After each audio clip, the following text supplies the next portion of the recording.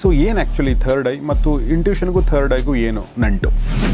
ಯಾರೊಬ್ಬರು ಧ್ಯಾನ ಮಾಡ್ತಾರೋ ಅವ್ರಿಗೆ ಮಾತ್ರನೇ ಇದು ಆ್ಯಕ್ಟಿವೇಟ್ ಆಗಿ ಓಪನ್ ಆಗುತ್ತೆ. ಬೇರೊಬ್ಬರಿಗೆ ಇರುತ್ತೆ, ಅದು ಕ್ಲೋಸ್ ಆಗಿರುತ್ತೆ. ಓಕೆ, ಅಂದರೆ ಡಿಆಕ್ಟಿವೇಟೆಡ್ ಆಗಿರುತ್ತೆ ಅಷ್ಟೇ. Okay okay. ಥರ್ಡ್ ಐನ ಓಪನ್ ಮಾಡ್ಕೊಳ್ಳೋದೇ ಯೋಗದ ಅಥವಾ ಮೆಡಿಟೇಷನ್ ಉದ್ದೇಶನ? ನಿಮ್ಮ ಒಳಗಿರೋ GPS ಅನ್ನೋದು ಥರ್ಡ್ ಐ ಅಂತ ನಾನು ಹೇಳಿ. Okay okay. ಕರೆಕ್ಟಾಗಿ ನಿಮ್ಮನ್ನು ಗೈಡ್ ಮಾಡುತ್ತೆ. ಯಾರ ಅವಶ್ಯಕತೆಯೂ ಬೇಡ. ನೋಡೋರ್ಗೆ ಅನಿಸಿರುತ್ತೆ ನಾವು ಓಪನ್ ಮಾಡ್ಕೊಳ್ಬೋದಾ ಅನ್ನೋದು ಬಂದಿರುತ್ತೆ. ಎಷ್ಟು ದಿನ ತಗೊಳುತ್ತೆ? ನೀವೊಂದು 200 ಡೇಸು ಒಂದು ದಿವಸನೂ ಗ್ಯಾಪ್ ಬಿಡಬಾರದು. ಡೈಲಿ ನೀವು ಧ್ಯಾನ ಮಾಡ್ತಾ ಬಂದರೆ, ನಾನು ತುಂಬ ಆಳವಾದ ಧ್ಯಾನದಲ್ಲಿ ಕುತ್ಕೊಂಡ್ರೆ ತುಂಬ ಎಲ್ಲ ಡಾರ್ಕ್ ಆಗಿತ್ತು. ಸಡನ್ನಾಗಿ ಒಂದು ಬೆಳಕು ಕಾಣಿಸ್ತು. ಆ ಬೆಳಕು ಯಾರನ್ನು ನೋಡ್ತಾ ಇದ್ದರೆ ನಮ್ಮ ದೊಡ್ಡಮ್ಮ ಇದ್ರು. ನಾನು ಧ್ಯಾನ ಮಾಡ್ತಾ ಇದ್ದೀನಿ, ನೀವು ಮೇಲ್ಲೋಕದಿಂದ ಬಂದ್ರ ನಾನು ನೋಡೋಕೆ ತುಂಬ ಖುಷಿಯಾಗಿದೆ ಅಂದರೆ, ಮೇಲ್ಲೋಕ ಇಲ್ಲ ಕೀಳ್ಲೋಕ ಇಲ್ಲ, 9 ವರ್ಷ ಇದೇ ಮನೆಯಲ್ಲಿ ನಾನು ಓಡಾಡ್ತಾ ಇದ್ದೀನಿ, ಎಲ್ಲಿ ಹೋಗಬೇಕು ಗೊತ್ತಾಗ್ತಾ ಇಲ್ಲ.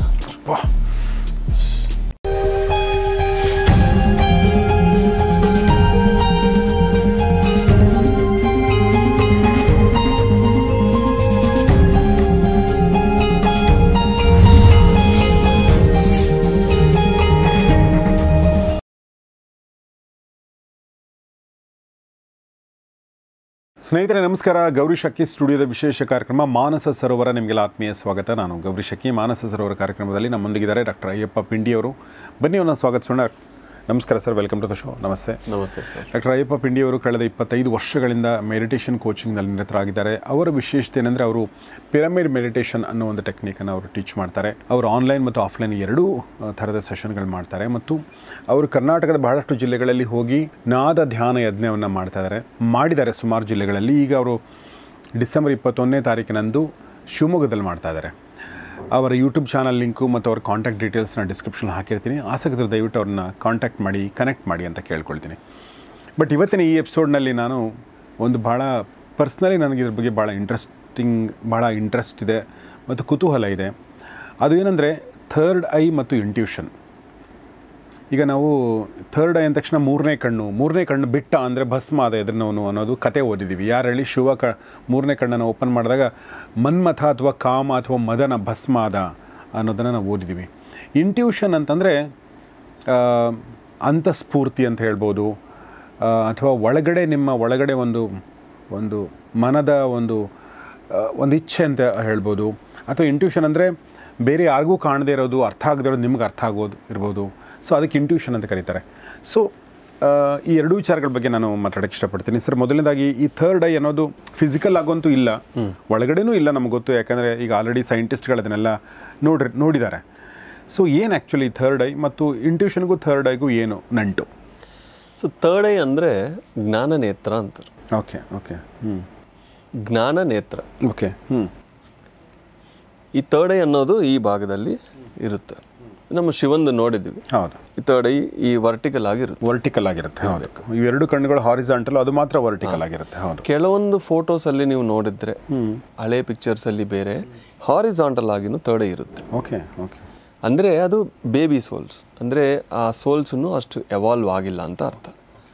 ಸೊ ಎಲ್ಲಿ ಈ ಸ್ಟ್ರೈಟ್ ಇರುತ್ತೋ ಥರ್ಡ್ ಐ, ಅದು ಎನ್ಲೈಟನ್ಡ್, ಅಂದರೆ ಸ್ವಲ್ಪ ಹೈಯರ್ ಡೈಮೆನ್ಷನ್ಸ್, ಒಂದು ಪಾಸಿಟಿವ್ ಅಂತ ಹೇಳ್ಬೋದು. ಈ ಥರ ಇರಬೇಕು ಥರ್ಡ್ ಐ ಅನ್ನೋದು. ಈ ಥರ್ಡ್ ಐ ಅಂದರೆ ಏನು ಅಂದರೆ ನಮ್ಮ ಒಳಗೆ ಇರೋ ಒಂದು ಕಣ್ಣು, ಇನ್ನರ್ ಐ ಅಂತಾರೆ. ಇದು ಔಟರ್ ಐ. ಇದರಿಂದ ಇದಕ್ಕೆ ಒಂದು ಫ್ರೀಕ್ವೆನ್ಸಿ ಇದೆ, ಲೈಟ್ ಫ್ರೀಕ್ವೆನ್ಸಿ. ಇಷ್ಟು ರೇಂಜಿಂದ ಇಷ್ಟು ರೇಂಜ್ಗೆ ಕಾಣಿಸುತ್ತೆ. ಕರೆಕ್ಟ್. ನಾವು ದೊಡ್ಡ ಸ್ಟಾರ್ ಸಿಸ್ಟಮ್ಸು ಕಾಣಿಸಲ್ಲ, ಬ್ಯಾಕ್ಟೀರಿಯಾನೂ ಕಾಣಿಸಲ್ಲ. ಈ ಕಣ್ಣಿಗೆ ಒಂದು ರೇಂಜ್ ಇದೆ. ಬಟ್ ಇದರದ ಬ್ಯೂಟಿ ಏನಂದರೆ ಈ ಕಣ್ಣಿಗೆ ಏನು ಕಾಣಿಸುತ್ತೋ ಅದು ಮಾತ್ರನೇ ನಿಜ ಅಂತ ನಾವು ಅನ್ಕೊಂಡಿರ್ತೀವಿ. ಹೌದು. ಅದೇ ಮಾಯ. ಈ ಕಣ್ಣು ಮನಸ್ಸಿಗೆ ಲಿಂಕ್ ಆಗಿದೆ. ಯಾಕೆಂದರೆ ಕಣ್ಣು ಮನಸ್ಸು eyes are the doors of the mind ಅಂತ. ಹೌದು. ಈ ಕಣ್ಣಿಗೆ ಏನು ಕಾಣಿಸೋ ಮನಸ್ಸು ಅದೇ ಕರೆಕ್ಟ್ ಅನ್ನುತ್ತೆ. ಅದಕ್ಕೆ ಅದು ಕನ್ಫ್ಯೂಷನ್ ಇದೆ. ಬಟ್ ಇದರ ಎರಡನ್ನು ನಾವು ಕ್ಲೋಸ್ ಮಾಡಿ ಯಾವಾಗ ಮೆಡಿಟೇಷನ್ ಮಾಡ್ತೀವೋ, ಧ್ಯಾನ ಮಾಡ್ತೀವೋ, ಇನ್ನರ್ ಐ ಜ್ಞಾನ ನೇತ್ರ ಅನ್ನೋದು ಶುರುವಾಗುತ್ತೆ. ಓಕೆ. ಅದರಿಂದ ನೋಡಿದರೆ ಪ್ರತಿಯೊಂದು ಕಾಣಿಸುತ್ತೆ, ಪ್ರತಿಯೊಂದು ಅರ್ಥ ಆಗುತ್ತೆ.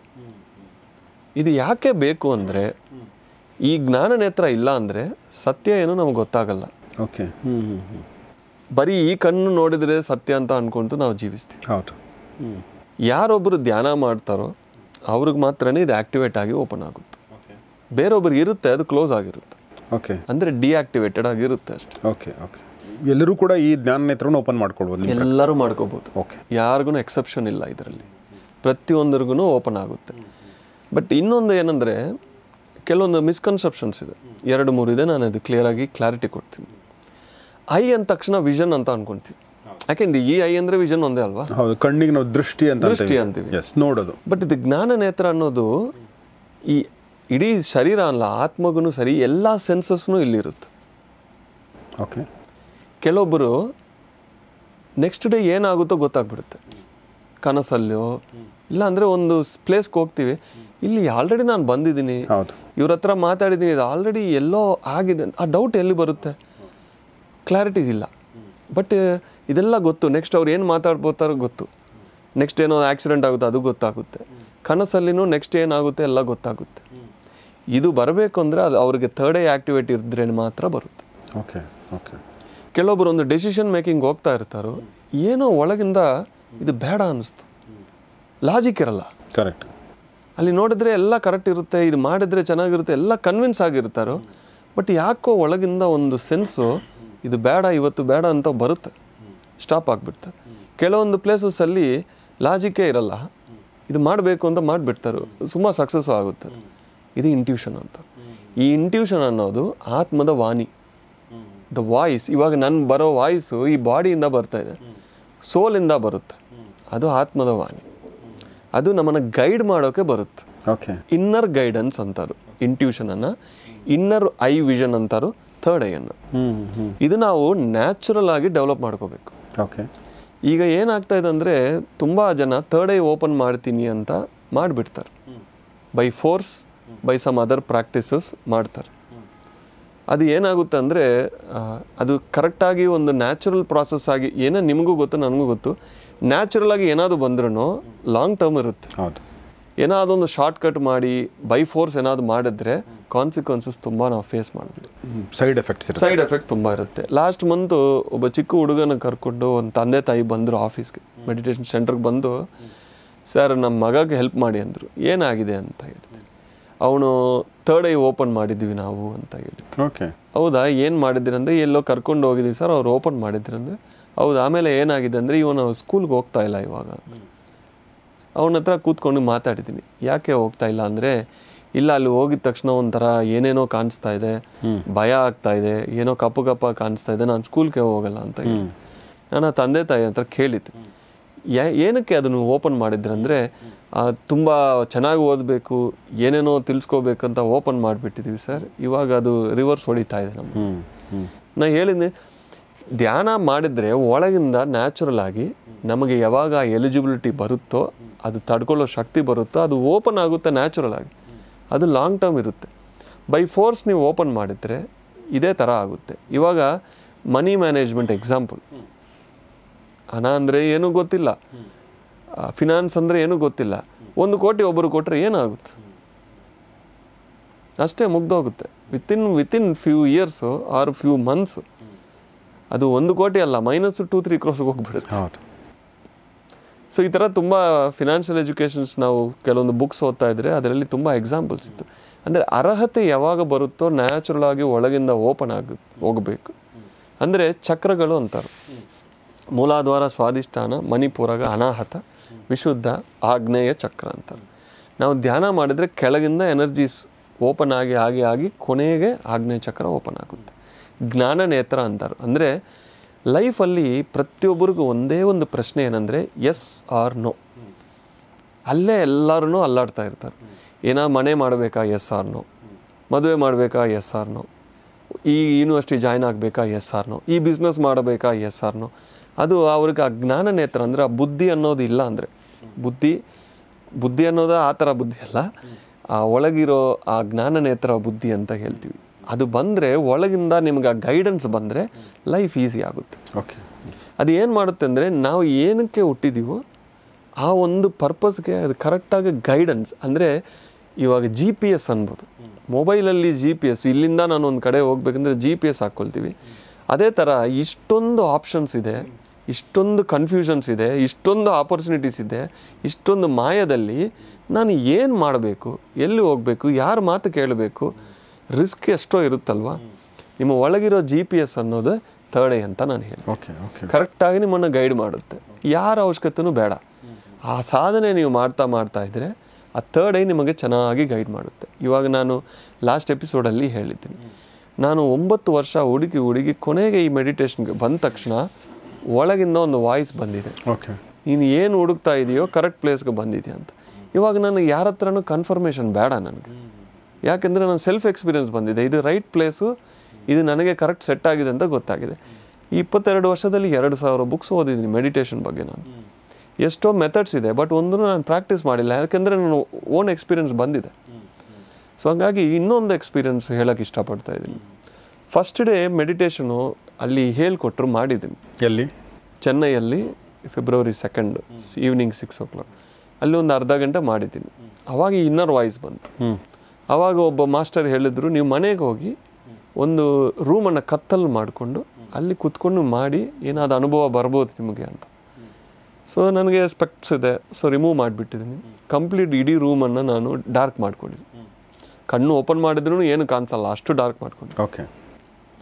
ಕುತ್ಕೊಂಡು ನಾನು ಧ್ಯಾನ ಸಾಧನೆ ಮಾಡ್ತಾ ಇದ್ದರೆ ಸಡನ್ನಾಗಿ ಒಂದು ಬೆಳಕು ಬಂತು. ರೂಮಲ್ಲಿ ಎಲ್ಲನೂ ಕಾಣೋಕ್ಕೆ ಶುರು ಮಾಡಿತ್ತು. ನಾನು ಡೌಟ್ ಬಂತು, ಲೈಟ್ ಆಫ್ ಮಾಡಿದ್ದೀನಿ, ಸ್ಪೆಕ್ಟ್ಸು ಇಲ್ಲ, ಇಷ್ಟು ಕ್ಲಿಯರಾಗಿ ಕಾಣಿಸೋಕೆ ಚಾನ್ಸ್ ಇಲ್ಲ ಅಂತ ಬೆರಳಿಟ್ಟು ನೋಡಿದ್ದೀನಿ. ಕಣ್ಣು ಕ್ಲೋಸ್ ಇತ್ತು, ಬಟ್ ಇದೆಲ್ಲ ಕಾಣಿಸ್ತಾ ಇದೆ. ಟೇಬಲು, ಚೇರು ಇನ್ನೂ ಬ್ರೈಟಾಗಿ ಕಾಣಿಸ್ತಾ ಇದೆ, ಬೇರೆ ಥರನೇ ಕಾಣಿಸ್ತಾ ಇದೆ. ಅರ್ಥ ಆಗಿಲ್ಲ ಏನಾಗಿದೆ. ಆ ನೆಕ್ಸ್ಟ್ ವೀಕ್ ಅದೇ ಮೇಡಮ್ ಬಂದರು. ನಾನು ಹೋಗಿ ಕೇಳಿದ್ನಿ, ಈ ಥರ ಒಂದು ವಿಚಿತ್ರವಾದ ಅನುಭವ ಆಗಿದೆ ನನಗೆ. ಅಂದರೆ ಎಲ್ಲರೂ ಚಪ್ಪಾಳೆ ಹೊಡಿ ಅಂತ ಚಪ್ಪಾಳೆ ಹೊಡಿತಾ ಇದ್ರು. ಇದೇನದು ಪ್ರಶ್ನೆ ಕೇಳಿದ್ರೆ ಚಪ್ಪಾಳೆ ಹೊಡಿತಾ ಅಂದರೆ ನಿಮ್ಮ ಥರ್ಡ್ ಐ ಫುಲ್ಲು ಓಪನ್ ಆಗಿದೆ ಅಂತ ಆವಾಗ ಹೇಳಿತ್ತು.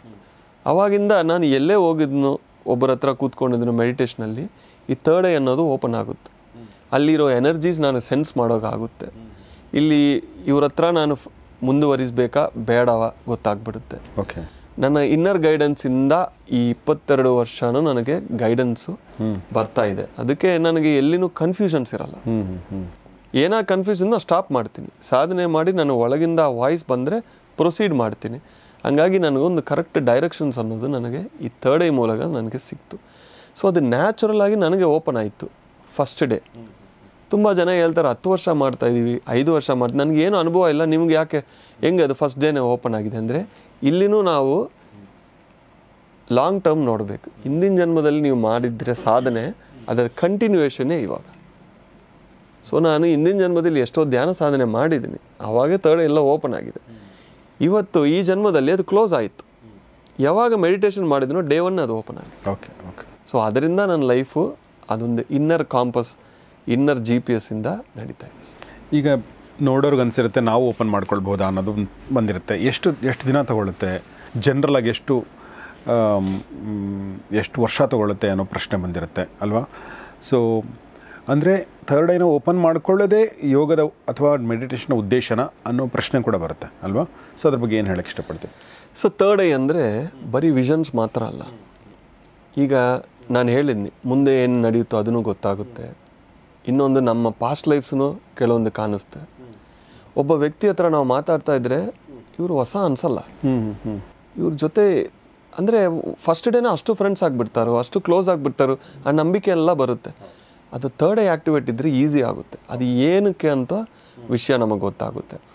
ಕೆಲವೊಂದು ಸತಿ ಧ್ಯಾನ ಮಾಡೋ ಟೈಮಲ್ಲಿ ಕೆಲವೊಂದು ಫ್ರಾಗ್ರೆನ್ಸಸ್ ಬರುತ್ತೆ. ಸುತ್ತಮುತ್ತ ಅದಿಲ್ಲ, ನಮಗೆ ಗೊತ್ತು, ನಮ್ಮ ಮನೆ, ನಮ್ಮ ರೂಮು, ಒಂದು ಸ್ಯಾಂಡಲ್ವುಡ್ ಸ್ಮೆಲ್ ಬರುತ್ತೆ. ಅದು ಸುತ್ತಮುತ್ತ ಇಲ್ಲ, ಬಟ್ ಅದು ಎಲ್ಲಿಂದ ಬರುತ್ತೆ ಅಂದರೆ ರಿಮೋಟ್ ಪ್ಲೇಸಸ್ ಇಲ್ಲಿ ಇರೋ ಫ್ರಾಗ್ರೆನ್ಸಸ್ನು ಈ ಥರ್ಡ್ ಐ ಕ್ಯಾಪ್ಚರ್ ಮಾಡುತ್ತೆ. Okay okay. ಅದೇ ಥರ ಒಂದು ನೆಗೆಟಿವ್ ಏನೋ ನಡೀತಾ ಇದ್ದರೆ ಒಳಗೆ ಸೆನ್ಸಸ್ ಗೊತ್ತಾಗ್ಬಿಡುತ್ತೆ. ಈ ಥರ ಥರ್ಡ್ ಐ ಅನ್ನೋದು ಬರೀ ವಿಷನ್ಸ್ ಅಲ್ಲ. ಇದು ನಮ್ಮ ಗುರುಗಳು ಏನು ಹೇಳ್ಕೊಟ್ಟಿದ್ದಾರೆ ಅಂದರೆ 40 ದಿವಸ ಒಂದು ಮಂಡಲ ಇಂಟು 5. ನೀವೊಂದು 200 ಡೇಸು ಒಂದು ದಿವಸನೂ ಗ್ಯಾಪ್ ಬಿಡಬಾರದು. ಡೈಲಿ ನೀವು ಧ್ಯಾನ ಮಾಡ್ತಾ ಬಂದರೆ ಈ ಥರ್ಡ್ ಐ ಅನ್ನೋದು ನ್ಯಾಚುರಲ್ ಆಗಿ ಎಲ್ಲರಿಗೂ ಓಪನ್ ಆಗುತ್ತೆ. Okay okay. ಬಟ್ ಎಷ್ಟೋ ಜನ ಏನಂದರೆ ನಾನು ಧ್ಯಾನ ಮಾಡ್ತಾನೆ ವಿಷನ್ಸ್ ಕಾಣಿಸ್ತಾ ಇಲ್ಲ, ನನಗೆ ಥರ್ಡ್ ಐ ಓಪನ್ ಆಗಿಲ್ಲ ಅಂತಾರೆ. ಥರ್ಡ್ ಐ ಅನ್ನೋದು ಬರೀ ವಿಷನ್ಸ್ ಅಲ್ಲ. Third eye is a sense of the soul. ಎಲ್ಲ ಸೆನ್ಸಸ್ಸೂ ಒಂದೇ ಕಡೆ ಇರೋದು ಥರ್ಡ್ ಐ. ಒಂದು ಬುಕ್ ಇದೆ, ಯೋಗಾನಂದ ಪರಮಹಂಸದು. ಓಕೆ, ಒಂದು ಯೋಗಿ ಕತೆ.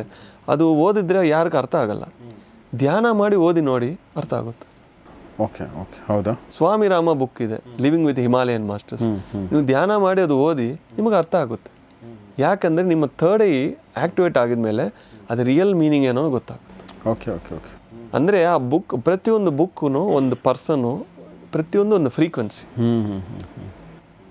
ನಾವು ಆ ಫ್ರೀಕ್ವೆನ್ಸಿ ಕನೆಕ್ಟ್ ಆಗಬೇಕು ಅಂದರೆ, ಈಗ ರೇಡಿಯೋ ಚಾನಲಲ್ಲಿ ಎಲ್ಲ FM ರೇಡಿಯೋ ಇಷ್ಟಿಷ್ಟು ನಂಬರ್ಸ್ ಇರುತ್ತೆ, 52.1, 32.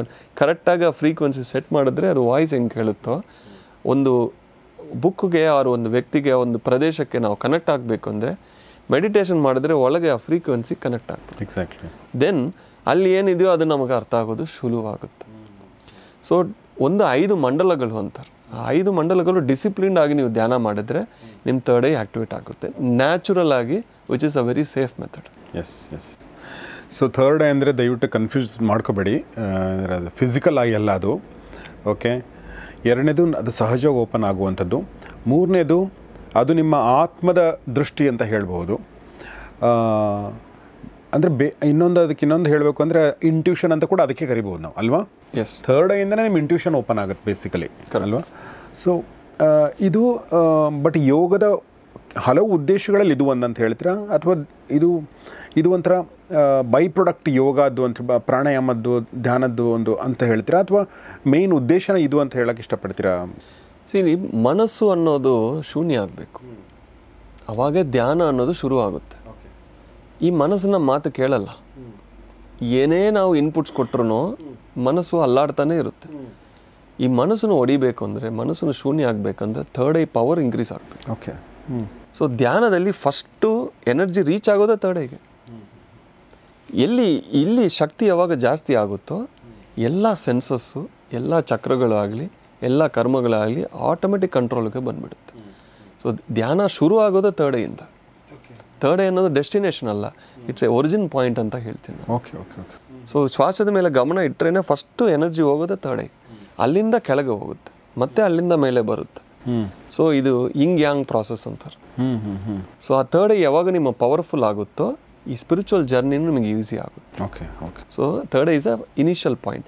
ಇನ್ನೊಂದು ಹೆಸರಿದೆ ಥರ್ಡ್ ಐಗೆ, ಏನಂದರೆ ಈ ಜ್ಞಾನನೇತ್ರಗೆ ಸೀಟ್ ಆಫ್ ದ ಸೋಲ್ ಅಂತಾರೆ. Okay okay. ಆತ್ಮ ಎಲ್ಲಿದೆ ಶರೀರದಲ್ಲಿ ಅಂದರೆ ಅದೊಂದು ಚೇರ್ ಇದೆ, ಅದರಲ್ಲಿ ಕೂತ್ಕೊಂಡಿದ್ದೆ.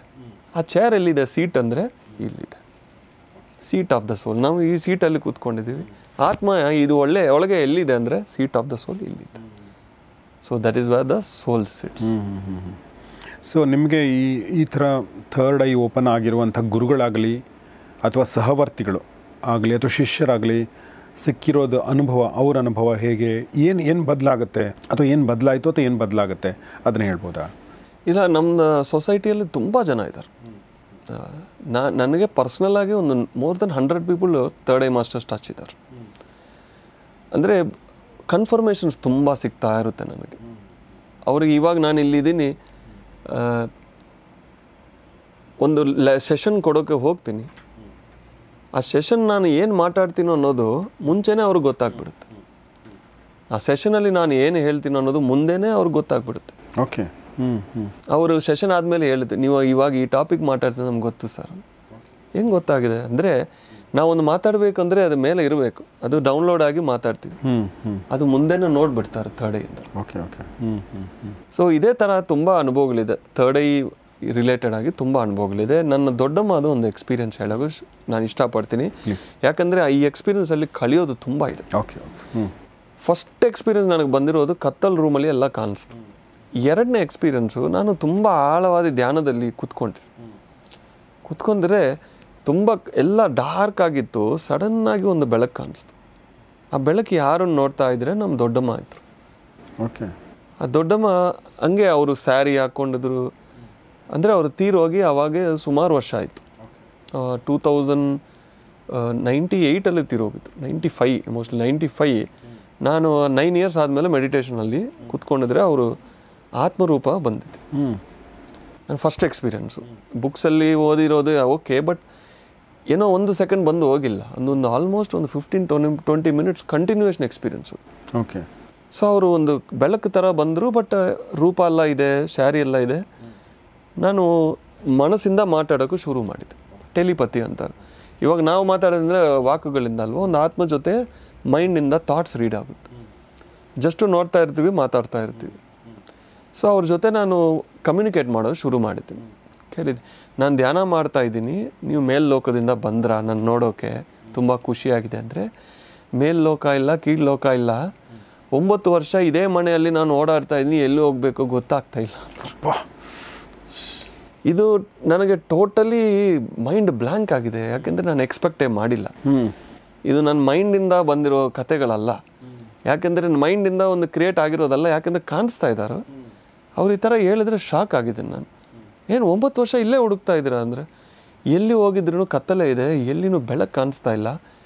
ಏನೋ ಇವಾಗ ನೋಡಿದ್ರೆ ಏನೋ ಒಂದು ಬೆಳಕು ಕಾಣಿಸ್ತೆ, ಹತ್ರ ಬಂದು ನೋಡಿದರೆ ನೀವು ಧ್ಯಾನ ಮಾಡ್ತಾ ಇದೆಯಾ ಅಂದರೆ ನನಗೆ ಏನು ಗೈಡ್ ಮಾಡಬೇಕು, ಒಂಚೂರು ಅನುಭವ ಇಲ್ಲ ನನಗೂ. ಅವಾಗ ಏನು ಮಾಡಬೇಕು ಗೊತ್ತಿಲ್ಲ.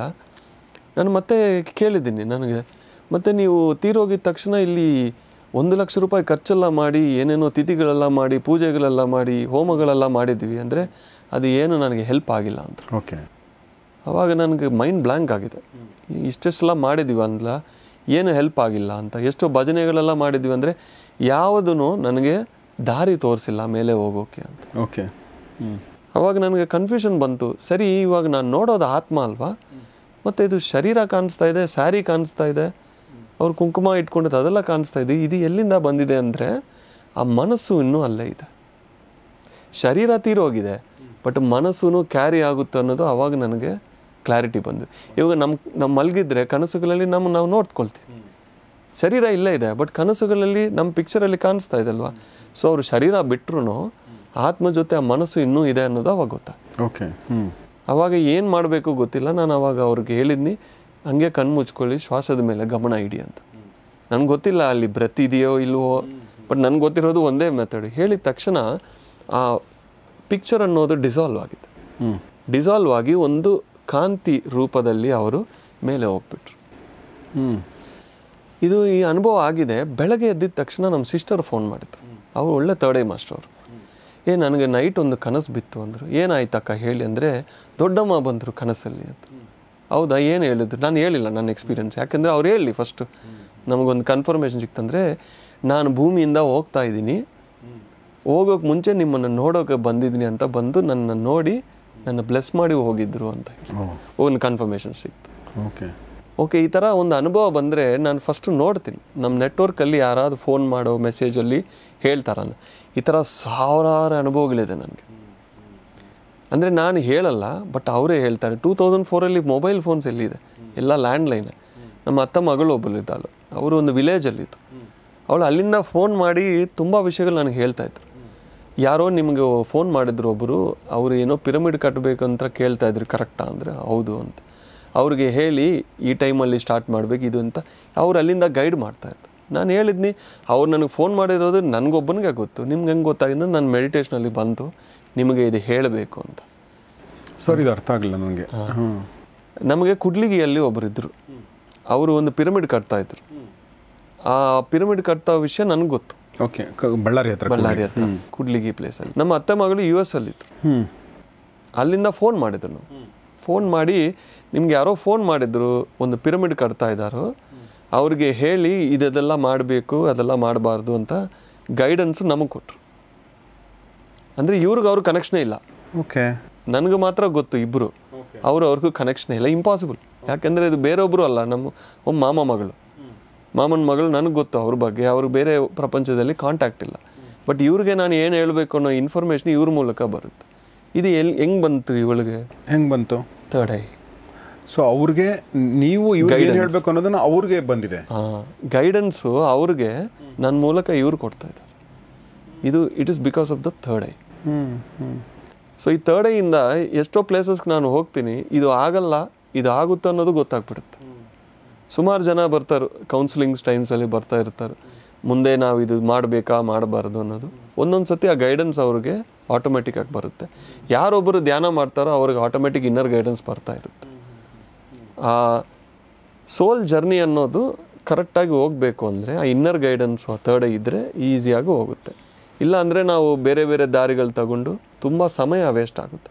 ಮತ್ತೆ ಬರಬೇಕು ಆ ಗೈಡೆನ್ಸ್ ಅನ್ನೋದು ನಾವು ಲೆಫ್ಟು ರೈಟು ರೋಡಲ್ಲಿ ಡಿವೈಡರು ಈ ಥರ ಒಂದು ಬಾರ್ಡರ್ಸ್ ಇರುತ್ತೆ, ಕರೆಕ್ಟಾಗಿ ಒಂದು ಪಾತಲ್ಲಿ ನಾವು ಹೋಗ್ತಾ ಇರ್ತೀವಿ. ಆ ಥರ ಒಳಗೆ ಇರೋ ಇನ್ನರ್ ಐ ಅನ್ನೋದು ನಮಗೆ ಗೈಡ್ ಮಾಡ್ತಾ ಬರುತ್ತೆ. Okay okay okay. ಕೆಲವೊಂದು ಪ್ಲೇಸಸ್ಸಲ್ಲಿ ನಾನು ಹೋಗಿದ್ರೆ ಗೊತ್ತಾಗ್ಬಿಡುತ್ತೆ ಇಲ್ಲಿ ಕೆಲಸ ಆಗಲ್ಲ ಅಂತ.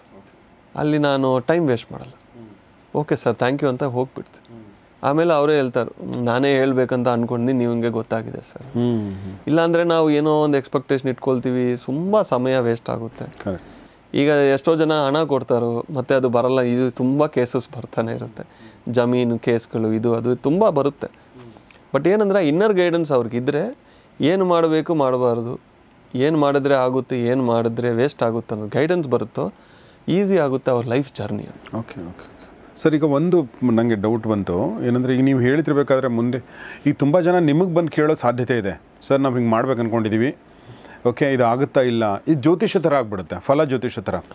ಸೊ ಆ ಥರದ್ದು ಅಂದರೆ ನಾನು ಹೇಳೋದು, ಈಗ ನೀವು purpose of the total session is ನೀವು ಧ್ಯಾನ ಮಾಡಿ ನಿಮ್ಮ ಒಂದು ಥರ್ಡ್ ಏನೋ ಓಪನ್ ಮಾಡ್ಕೊಳ್ಳಿ, ನಿಮ್ಮ ಇಂಟ್ಯೂಷನ್ನ ನೀವು ಸ್ಟ್ರೆಂಗ್ದನ್ ಮಾಡ್ಕೊಳ್ಳಿ ಅನ್ನೋದು ಪರ್ಪಸ್. ಬಟ್ ಇಲ್ಲ ನನಗೆ ಅಷ್ಟೆಲ್ಲ ಟೈಮ್ ಇಲ್ಲ ಅಥವಾ ನಂಗೆ ಮಾಡೋಕ್ಕಾಗ್ತಾಯಿಲ್ಲ, ನೀವು ಹೇಳಿ ಅಂದರೆ ಹೇಗೆ sir? Can you be able to tell that? ಇಲ್ಲ, ಇವಾಗ ಕೌನ್ಸಿಲಿಂಗ್ಸ್ಗೆ ತುಂಬ ಜನ ಬರ್ತಾರೆ. ಕೆಲವೊಂದು ವಿಷಯಗಳು ಮಾತ್ರ ಅಲ್ಲಿ ಓಪನ್ ಆಗುತ್ತೆ, ಕೆಲವೊಂದು ಓಪನ್ ಆಗಲ್ಲ. ಯಾಕಂದರೆ ಅವರು ಯಾರೇ ಬಂದ್ರೂ ನಾವು 2 ವಿಷಯ ಫಸ್ಟು ಹೇಳ್ಕೊಡ್ತೀವಿ. ಒಂದು, ಧ್ಯಾನ ಮಾಡಿ ಶಾಕಾಹಾರಿಯಾಗಿರಿ ಅನ್ನೋದು ಎಲ್ಲರಿಗೂ ನಾವು ಹೇಳ್ಕೊಡ್ತೀವಿ, ಫಸ್ಟ್ ಪಾಯಿಂಟ್. 2 ಪಾಯಿಂಟ್ಸ್ ಇದರ ಬಗ್ಗೆ ಡಿಸ್ಕಸ್ ಮಾಡೋಣ ಡೀಟೇಲಾಗಿ. ಆಮೇಲೆ ಧ್ಯಾನ ಶಾಕಾಹಾರ ಹೇಳಿ ಸಾಧನೆ ಬಗ್ಗೆ ನಾವು ಹೇಳ್ಕೊಡ್ತೀವಿ. ಓಕೆ. ಆದ್ರೂ ಅವರು ಸಾಧನೆ ಮಾಡೋಕ್ಕೆ ರೆಡಿ ಇದ್ದರೆ ತಗೊಂಡು ಹೋಗ್ತಾರೆ. ಕೆಲವೊಬ್ಬರಿಗೆ ಇದು ಪ್ರಾಬ್ಲಮ್ಸ್ ಇದೆ ಸರ್, ಇದು ಸಾಲ್ವ್ ಆಗಿದ್ರೆ ಮಾತ್ರ ಆಗುತ್ತಂತ ಕೇಳ್ತಾರೆ. ಕೇಳಿದ ತಕ್ಷಣ ನಮಗೆ ಆನ್ಸರ್ಸ್ ಬರಲ್ಲ, ಯಾಕಂದರೆ ಆ ಸೋಲ್ ಓಪನ್ ಮಾಡಲ್ಲ. ಕೆಲವೊಬ್ಬರಿಗೆ ಓಪನ್ ಮಾಡುತ್ತೆ. ಓಕೆ. ಅದು ಹೇಳಿದ ತಕ್ಷಣ ಅವ್ರಿಗೊಂದು ನಂಬಿಕೆ ಬರುತ್ತೆ, ಓಕೆ ಅಂತ. ಮತ್ತು ಜ್ಯೋತಿಷ ಥರ ಅಲ್ಲ, ಬಂದವರೆಲ್ಲನೂ ಕೂತ್ಕೊಂಡು ಇದಾಗುತ್ತೆ ಅದಾಗುತ್ತೆ ಇದು ಮಾಡಿ ಅದು ಮಾಡಿ ಅಂತ ಇಲ್ಲಿ ಯಾರೂ ಹೇಳಲ್ಲ. ಸಾಧನೆನೂ ನಾವು ಹೇಳ್ಕೊಡ್ತಾ ಇರ್ತೀವಿ. ಬಟ್ ಕೆಲವೊಬ್ಬರಿಗೆ ಗೈಡೆನ್ಸ್ ಬೇಕು. ಯಾಕೆಂದರೆ ಎಲ್ಲ ಕಡೆನೂ ಡೋರ್ಸ್ ಕ್ಲೋಸ್ ಆಗಿ ಏನು ಮಾಡಬೇಕು ಗೊತ್ತಾಗಲ್ಲ. ಈಗ ನನ್ನ ದೊಡ್ಡಪ್ಪ ಅವರು ತೀರೋಗಿದ್ರು ಒಂದು 1-2 ಇಯರ್ಸ್ ಮುಂಚೆ. ನಾನು ಅಲ್ಲಿ ಹೋಗಿದ್ದೀನಿ, ಎಲ್ಲ ದುಃಖ ಪಟ್ಕೊಂಡು ಕೂತ್ಕೊಂಡು ಹತ್ಕೊಳ್ತಾ ಇದ್ರು. ನಾನು ಹತ್ತಲ್ಲ, ಯಾಕಂದರೆ ಆತ್ಮ ನಾವು ಯಾವಾಗ ಹತ್ತಲ್ವೋ ಆತ್ಮ ಖುಷಿಯಾಗಿ ಹೋಗುತ್ತೆ. ಅವಾಗ ಅಲ್ಲಿ ಹೋಗಿ ನಾನು ಧ್ಯಾನದಲ್ಲಿ ಕೂತ್ಕೊಂಡಿದ್ದೀನಿ, ಒಂದು ಅರ್ಧ ಅವರ್ ಕೂತ್ಕೊಂಡಿದ್ದೆ. ಹಾಗೂ ನಮ್ಮ ದೊಡ್ಡಮ್ಮ ಅವರು ತೀರೋಗಿ ನಮಗೆ ಹೇಳಿದ್ನಲ್ವ 1995 ಇವ್ರನ್ನ ಕರ್ಕೊಂಡೋಗಿ ಅವರು ಬಂದರು. ಸೊ ಅದು ನೋಡಿದ ತಕ್ಷಣ ನನಗೆ ಖುಷಿ ಆಯಿತು. ಓಕೆ. ನಾನು ಅಲ್ಲಿ ಇರೋರು ಎಲ್ಲರಿಗೂ ಹೇಳಿದ್ನಿ, ನೀವು ದುಃಖ ಪಡ್ತಾಯಿದ್ರಿ ಬಟ್ ಇವ್ರ ಆತ್ಮ ಖುಷಿಯಾಗಿದೆ. ಆ ದೊಡ್ಡಮ್ಮ ಬಂದರು, ಅಲ್ಲಿ ಇಬ್ಬರು ಜೊತೆಗೆ ಹೋಗಿದ್ರು. ಓಕೆ. ಸೊ ಇವ್ರ ಸೋಲ್ನ ಅವ್ರ ಸೋಲೆ ಗೈಡ್ ಮಾಡಿದ್ರು, ಇವರು ಖುಷಿಯಾಗಿದ್ದರು, ಯಾರಿಗೆ ದುಃಖ ಬೇಡ ಅಂತ ಹೇಳಿದ್ರು. ಆ ಸ್ವಲ್ಪ ಗೈಡೆನ್ಸಲ್ಲಿ ಕೊಟ್ಟಿದ ತಕ್ಷಣ ಎಲ್ಲರೂ ದುಃಖ ಅನ್ನೋದು ಹೋಯ್ತು. ನೆಕ್ಸ್ಟು ಈ ಥರ ನಾವು ಧ್ಯಾನ ಮಾಡಿದ್ರೆ ನೋಡ್ಬೋದು ಅಂದರೆ ಎಸ್ ಅಂದ ತಕ್ಷಣ ತುಂಬ ಜನಕ್ಕೆ ನಾನಲ್ಲಿ ಧ್ಯಾನ ಹೇಳ್ಕೊಟ್ಟಿದ್ದೆ. ಕೆಲವೊಂದು ಪ್ಲೇಸಸ್ಸಲ್ಲಿ ಕೆಲವೊಂದು ಎಕ್ಸ್ಪೀರಿಯನ್ಸಸ್ ನಾವು ಶೇರ್ ಮಾಡಿದರೆ, ಕೆಲವೊಂದು ರಿವೀಲ್ ಮಾಡಿದರೆ ಅವ್ರಿಗೆ ಬಿಲೀಫ್ ಸಿಸ್ಟಮ್ ಅನ್ನೋದು ಬರುತ್ತೆ. ನೀವು ಹೇಳಿದ ಥರ ಕೆಲವೊಬ್ಬರು ಬರ್ತಾರೆ, ಡಿಪೆಂಡೆನ್ಸಿನೂ ಆಗೋಕ್ಕೆ ಚಾನ್ಸಸ್ ಇದೆ. ನೀವೇ ನೋಡಿ ಸರ್, ನೀವೇ ಹೇಳಿ ಅಂತ ಹೇಳ್ತಾರೆ. ಅದನ್ನು ನಾವು ಎಂಕರೇಜ್ ಮಾಡಲ್ಲ. ಏನಾದರೂ 1-2 ಯಾವಾಗಲಾದರೂ ಅವ್ರಿಗೆ ಗೈಡೆನ್ಸ್ ಮಾಡ್ಬೋದು. ಈ ಕರ್ಮಗಳು ಕೆಲವೊಂದು ಇರುತ್ತೆ, ಆ ಕರ್ಮಗಳು ಇದೆ ಅಂತ ಅವ್ರಿಗೆ ಗೊತ್ತಾಗಿದ್ರೇ ಅವರು ಇದಕ್ಕೆ ಇದೆಲ್ಲ ಆಗ್ತಾ ಇದೆ ಅನ್ನೋ ಗೊತ್ತಾಗುತ್ತೆ. ಈಗ ತುಂಬ ಜನಕ್ಕೆ ಇನ್ಕ್ಲೂಡಿಂಗ್ ಮೀ, ಚಿಕ್ಕ ವಯಸ್ಸಿಂದ ನಮ್ಮ ತಂದೆ ಅಂದ್ರೆ ತುಂಬ ಕೋಪ ನನಗೆ. ತಂದೆ ಅಂದ್ರೆ ಕೋಪ? ಓಕೆ.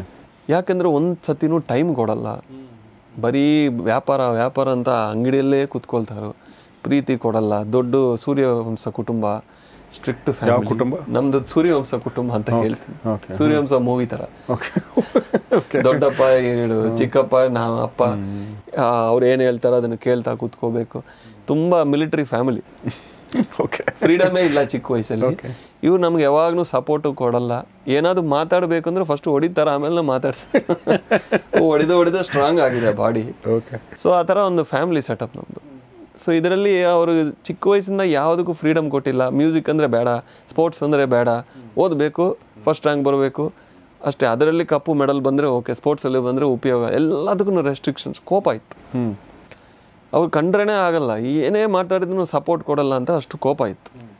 ಬಟ್ ಯಾವಾಗ ನಾನು ಮೆಡಿಟೇಷನ್ಗೆ ಬಂದಿದ್ದೀನೋ ನನಗೊಂದು ಸತ್ಯ ಅರ್ಥ ಆಗಿದೆ. ಏನು ಅಂದರೆ, ನಾವು ಆತ್ಮದಾಗಿ ಈ ತಂದೆ ತಾಯಿ ನಾವೇ ಸೆಲೆಕ್ಟ್ ಮಾಡ್ಕೊತೀವಿ. ಓಕೆ. ಆ ಕುಟುಂಬ ನಾವೇ ಸೆಲೆಕ್ಟ್ ಮಾಡ್ಕೊತೀವಿ. ಕರ್ಮಗಳು ನಾವೇ ಸೆಲೆಕ್ಟ್ ಮಾಡ್ಕೊಳ್ತೀವೋ ಅನ್ನೋ ಸತ್ಯ ಗೊತ್ತಾಗಿದೆಯೋ ತುಂಬ ಹತ್ತಿದ್ದೀನಿ.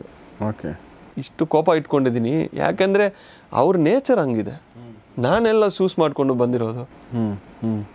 ಮತ್ತು ಅವ್ರ ಮೇಲೆ ನಾನು ಕೋಪ ಇಟ್ಕೊಂಡ್ರೆ ಆಗಲ್ಲ ಅಂತ ಅವ್ರ ಹತ್ರ ಫೋನ್ ಮಾತಾಡಿ ಇವಾಗ ಅದೆಲ್ಲ ಸಾಲ್ವ್ ಮಾಡ್ಕೊಂಡಿದ್ದೆ. ಬಟ್ ಈ ವಿಷಯ ಗೊತ್ತಾಗಬೇಕಂದ್ರೆ ಕೌನ್ಸಿಲಿಂಗ್ಸಲ್ಲಿ ನಾವು ಹೇಳ್ತೀವಿ. ಮೊನ್ನೆ ಒಬ್ಬ ಹುಡುಗಿ ಅಪ್ಪ ಅಮ್ಮ ಅಂದರೆ ತುಂಬ ಕೋಪ, ಅವರು ಆ ಥರ ಎಲ್ಲ ತುಂಬ ಇತ್ತು. ಹೇಳಿದ ಮೇಲೆ ಹೌದಾ ಸರ್, ಓ ಹೌದಾ ಅಂತ ಅವ್ರ ಅಪ್ಪ ಮೇಲೆ ಕೋಪ ಕಮ್ಮಿ ಆಗಿದೆ, ತಾಯಿನ ಮೇಲೆ ಕೋಪ ಕಮ್ಮಿ ಆಗಿದೆ, ಪ್ರೀತಿ ಜಾಸ್ತಿ ಆಗಿದೆ. ಅಂದರೆ ಟ್ರೂತ್ ಹೇಳಬೇಕು ನಾವು. ಕೌನ್ಸಿಲಿಂಗ್ ಸೆಷನ್ಸಲ್ಲಿ ಇದೇ ನೋಡ್ತೀವಿ ಫಸ್ಟು ಎಲ್ಲಿ ಬ್ಲಾಕ್ ಆಗಿದೆ ಅವ್ರ ಮೈಂಡು. ಚಿಕ್ಕ ವಯಸ್ಸಿಂದ ಯಾರು ಇದು ಇಷ್ಟೇ ನೀವು ಆಗಲ್ಲ, ನಿಮಗೆ ಸಾಧ್ಯ ಆಗಲ್ಲ ಅಂದರೆ ಇದೆಲ್ಲ ನಮ್ಮ ಥರ್ಡ್ ಐನ್ ಕ್ಲೋಸ್ ಮಾಡಿಬಿಡಿ. ಕರೆಕ್ಟ್. ಅದೆಲ್ಲ ಕೌನ್ಸಿಲಿಂಗ್ಸಲ್ಲಿ ನಮ್ಮ ಆರ ಒಳಗೆ ಅವ್ರು ಬಂದ್ರೇ ತುಂಬ ಎನರ್ಜಿ ಎಕ್ಸ್ಚೇಂಜ್ ಆಗುತ್ತೆ. ತುಂಬ ಜನ ಹತ್ಕೊಳ್ತಾರೆ ಬಂದು. ಆವಾಗ ಅವ್ರಿಗೆ ಒಂದು ಸೆಲ್ಫ್ ಕಾನ್ಫಿಡೆನ್ಸ್ ಬರುತ್ತೆ, ಅವ್ರನ್ನ ಇನ್ಸ್ಪಿರೇಷನ್ ಮಾಡ್ತೀವಿ ನಾವು. ಮತ್ತು ಆತ್ಮ ಅನ್ನೋದು ಒಂದಿದೆ, ನಿಮಗೆ ಲೈಫ್ಗೊಂದು ಪರ್ಪಸ್ ಇದೆ, ನಿಮಗೆ ಆಗುತ್ತೆ ಅಂತ ಹೇಳಿ ಎಂಕರೇಜ್ ಮಾಡಿ ಸಾಧನೆ ಮಾಡೋಕ್ಕೆ ನಾವು ತಯಾರು ಮಾಡ್ತೀವಿ. ಕೆಲವೊಂದು ಸತಿ ಇದು ಒಂದು ಕರ್ಮ ಬ್ಯಾಲೆನ್ಸ್ ಇದೆ ನಿಮಗೆ, ಅದಕ್ಕೆ ನೀವು ಇಷ್ಟು ಅಲ್ಲಾಡ್ತಾ ಇದ್ದೀರಿ, ಅದು ಇವಾಗ 1 ವರ್ಷದಲ್ಲಿ ತೀರೋಗುತ್ತೆ, ನೀವು ಸಾಧನೆ ಮಾಡಿ ಅಂತ ಅದು ನೋಡಿ ಹೇಳಿದರೆ ಅವ್ರಿಗೊಂದು ಸೆಲ್ಫ್ ಕಾನ್ಫಿಡೆನ್ಸ್ ಬರುತ್ತೆ. ಅಲ್ಲಿಂದ ಅವ್ರ ಜರ್ನಿಯನ್ನು ಕಂಟಿನ್ಯೂ ಮಾಡ್ತಾರೆ. Wonderful sir. ಈಗ ನೀವು ನಿಮ್ಮ ದೊಡ್ಡಮ್ಮನ ಬಗ್ಗೆ ಹೇಳ್ತಿರ್ಬೇಕಾದ್ರೆ ನನಗೆ ಹೇಳ್ದ ನಿಜವಾಗ್ಲೂ ನನಗೆ ಗೂಸ್ ಬಂಪ್ಸ್ ಬಂತು ನಿಜವಾಗ್ಲೂ. ಓಕೆ, ಅದರಲ್ಲಿ ಒಂದು ರೋಮಾಂಚನದಲ್ಲಿ ಭಯ ಕೂಡ ಇರುತ್ತೆ. ಓಕೆ, ಒಂದು ಸಣ್ಣ ಈಗ ನಮ್ಮಂಥ ನಾರ್ಮಲ್ ಹ್ಯೂಮನ್ ಬೀಯಿಂಗ್ಸ್ಗೆ ಈ ಥರ ನೋಡಿದ ಭಯ ಆಗೋ ಸಾಧ್ಯತೆ ಇದೆ ಅಲ್ವಾ? ಏನು ಕಾಣಿಸ್ತಾ ಇದೆ ಇದು, ನಂಗೆ ಇದೆಲ್ಲ ಬೇಕಾ ಅನ್ನೋ ಒಂದು ಭಯ ಬರೋಂಥ ಸಾಧ್ಯತೆ. ಇದಕ್ಕೆ ಆ್ಯಡ್ ಆಗಿ ಇನ್ನೊಂದು ಪ್ರಶ್ನೆ ಕೇಳ್ತೀನಿ. ಈಗ ನಿಮಗೆ ನಿಮ್ಮ ದೊಡ್ಡಮ್ಮ ಕಂಡ್ರು ಓಕೆ ಮತ್ತು ಅವರು ತಮ್ಮ ಸಮಸ್ಯೆ ಹೇಳಿದರು, ನೀವು ಅವ್ರಿಗೇನೋ ಸೊಲ್ಯೂಷನ್ ಕೊಟ್ರಿ ಆ್ಯಂಡ್ ಇಟ್ ವೆಂಟ್ ವೆಲ್.